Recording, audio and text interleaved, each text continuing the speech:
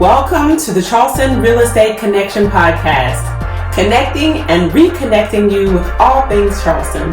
I am your host, Nia Joy, your Golden Realtor, licensed in the state of South Carolina. Welcome to the show. Welcome to episode 3 of the Charleston Real Estate Connection Podcast. I am your host, Nia Joy. Thank you so much for tuning in. Oh my goodness, what an amazing time we've had with the previous episodes that have came out. Thank you for all the love and support that you've shown. It's been amazing. I am so excited to be putting out more content, and not just more content this year, but more valuable information that you can use when buying and selling your home. Today's episode is going over my seller's guide. You've seen the buyer's guide. The seller's guide is really great because just like the buyer's guide, this is specifically focused on sellers. So buyers is focused on buyers. This one is focused on sellers. So that way you don't have to worry about one big e-guide that's chock full of information. I will say if you are looking to downsize on your home or maybe even upsize, this product, as well as the other one that are all free, of course, are great to use together because they have different perspectives, because a buyer client is different from a seller client. Buyers and sellers want different things, and it's my job to make sure, as your golden realtor, to represent you in whatever transaction that you are involved in, just to give you the best results possible and to make sure that you are completely satisfied with the transaction. To download this free seller's guidebook, you can go to my website at www.soldbynia.com/sellersguide. That's www.soldbynia.com/sellersguide. And if you have any questions about that, definitely reach out to me. My number is typically pretty transparent on there in big numbers. 843-494-8318. That's 494-8318. You can also text me or email me, and I can respond back because that is a business cell phone. So let's continue. So without further ado, definitely check out the YouTube video, and if you are listening via the podcast, our podcast is found at charlestonreconnection.com. charlestonreconnection.com. Know that everything you see here, including the download for this guide, can be found in the description below. What is going on in the Charleston, Columbia area? So homes have been appreciating at a really great rate. We are fortunate in the Charleston area specifically to have a really great appreciation over the period of at least 12 months. The homes are going up in value right now. Now, could that change? Yes. Economists have predicted that we will be having a softening of the market where home prices may not necessarily drop, but they may balance out. And so if that were to happen, if you've owned your home for at least 3 years, 3 to 5 years, you will get the largest return on the spectrum of home selling. Now, of course, the longer you've owned your home and the best shape that you've kept it, if you maintain the electrical, plumbing, maintenance, roof, and the repairs, and it's up to date, you will also get probably the biggest bang for your buck when it's time to sell. So in this book, it actually goes over that, why it's so important to work with an agent, because yes, we do have Zillow, and Zillow is becoming more of a great tool on the internet, but it can't always evaluate your property and what it can sell for. So in the seller's guidebook that you can download on my site, it actually has really good content and good worksheets that you can use to help you when selling your home. So know that it has checklists, it has to-dos, how-tos, and much like the buyer's guide, is broken up into 4 contents. The basics, is broken into the basics, the property, the transaction, and the actual move. So the basics are going to include things like reasons to work with an agent, why you should choose a realtor, vocabulary, etc. Pretty much the basic content that you need when selling the home. As far as the next section, that involves more of the property. This is where you have a lot of checklists. And my clients love checklists because they're able to say, well, Nia, what do I need to do to prepare my home for sale? And you've seen in some of my other videos, I've given out great information about that. But this particular content in the guide is focused on a list. It has, close to 10 checklists and items for you to review in order to make sure that your home can sell for the largest amount of money possible. And that's anywhere from curb appeal to holding a garage sale if you choose to get rid of some items. It also includes the appraisal process and what that can be like, feng shui, just many things like that that you may not have thought about. It's all here for you, and it's good because you can download this. But of course, if you work with me as a client, when we meet, I will be giving you a hard copy of this if you choose, of this product, because what I like about it is, for example, if you go to one of those sections, one of the checklists in here is talking about how you want to add curb appeal. Curb appeal is a great bang for your buck. It's right up there with kitchens and bathrooms. So you can see here, it's a list on how to add curb appeal. Just the simple things. I mean, you'd be surprised. I mean, just your mailbox alone. So let's take an inventory right quick. Is your mailbox like hanging on by a thread? Do you have your landscaping trimmed? Have you power washed your house? Things like that. Have you upgraded any lighting that's outdoors? Oftentimes when we purchase a home, as homeowners, sometimes we lose sight of some things. But just like painting your home, you still want to keep up with the updates with your home. So a lot of people run into this situation where their neighbor down the street, their home sells for, let's say, $200,000.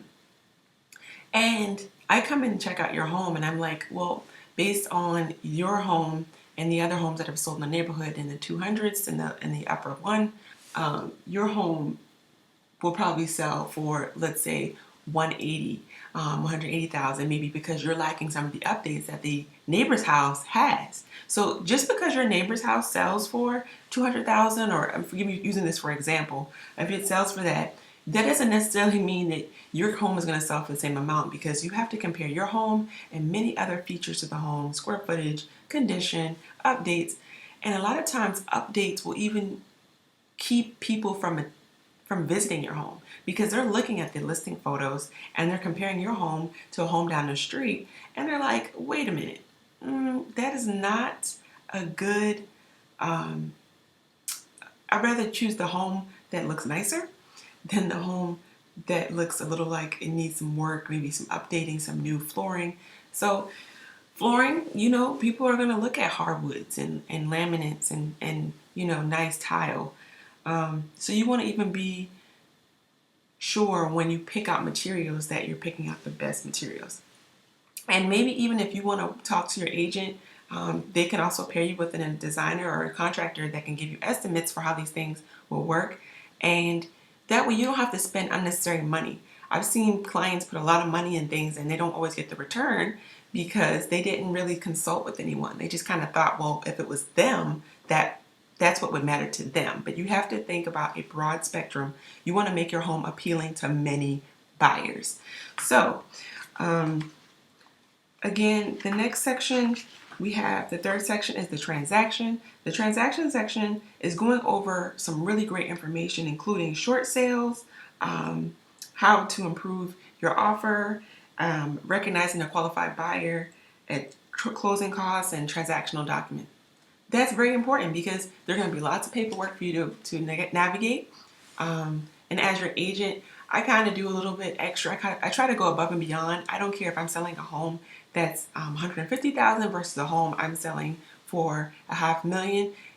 Different homes require different things, and I'm sure to give you the type of attention that your home needs and help you make sure that your home can sell for the most amount of money possible. So give you an example of that.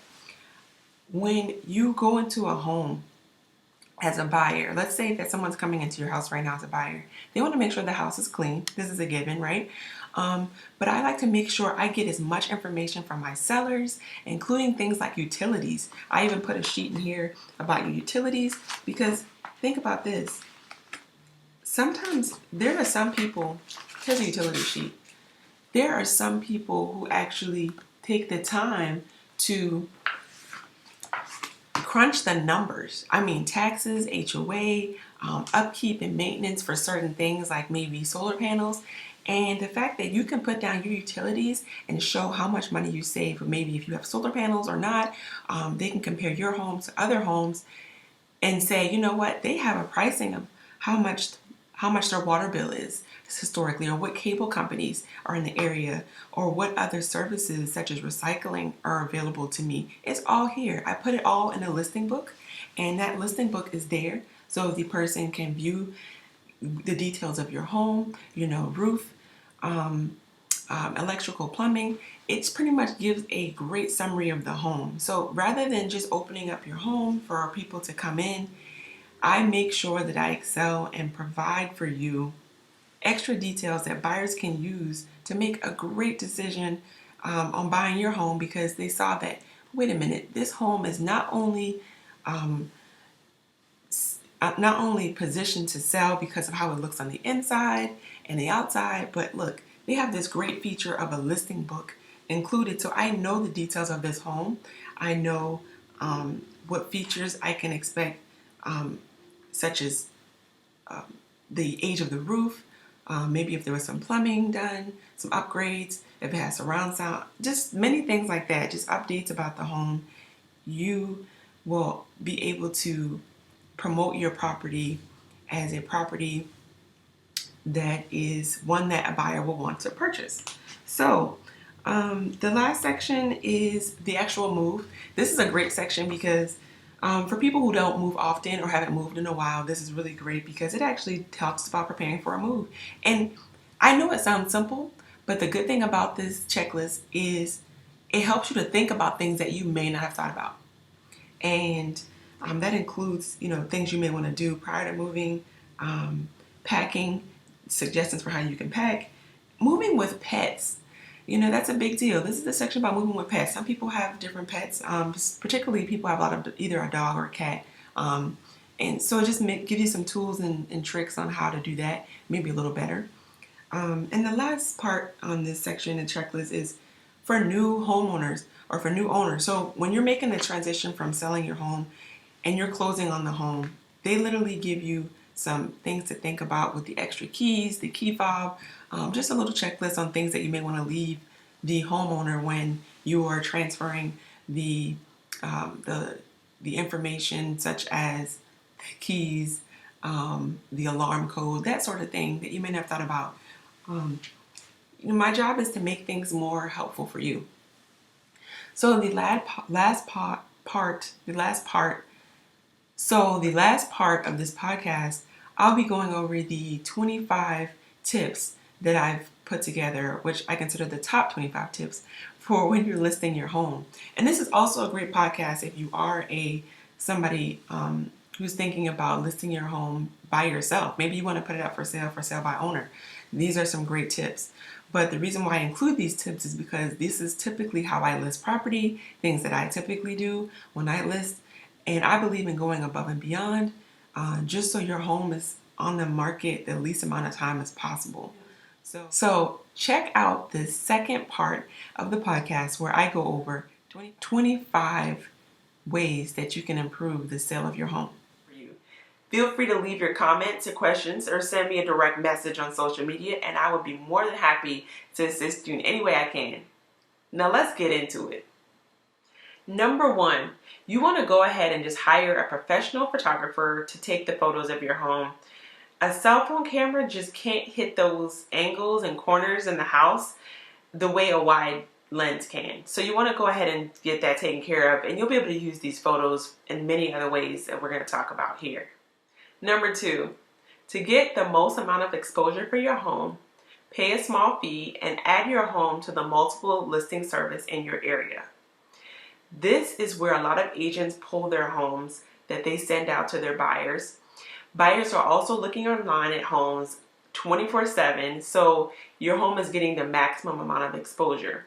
This will bring you a great bang for your buck when you invest in this service.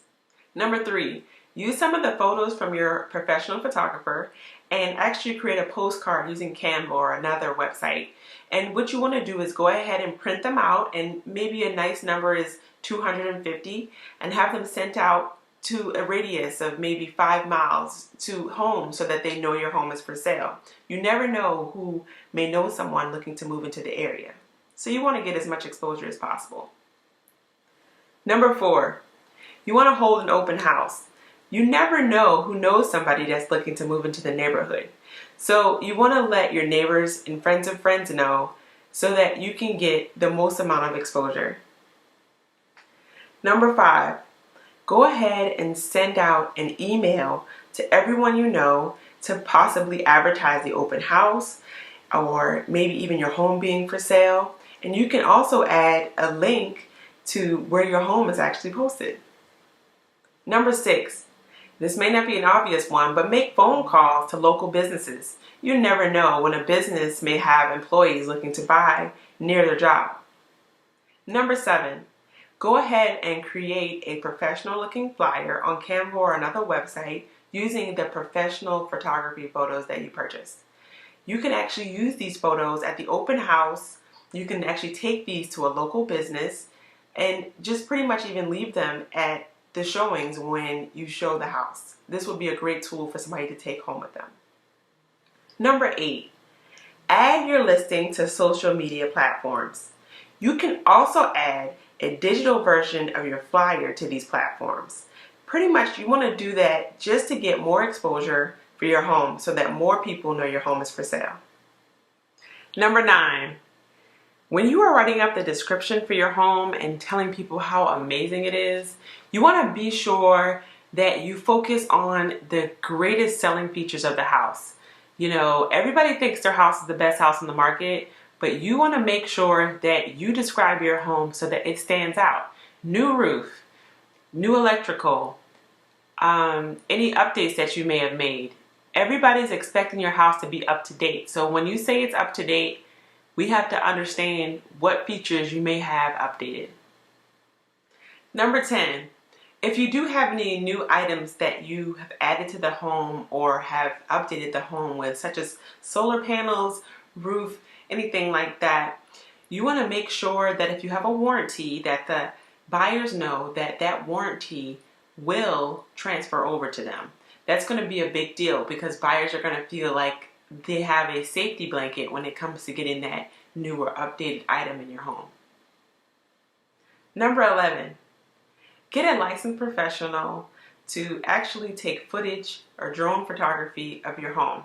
If you live in a rural area or you have some really cool selling points around your area, such as a water feature or golf course, this looks really cool for buyers and really gives them a sense of what is going on around them when they're making this purchase. Number 12, put together a listing marketing binder. In this binder, you're going to have things about the property, such as the year it was built, lot size, square footage, pretty much everything you would see in a listing profile for a property.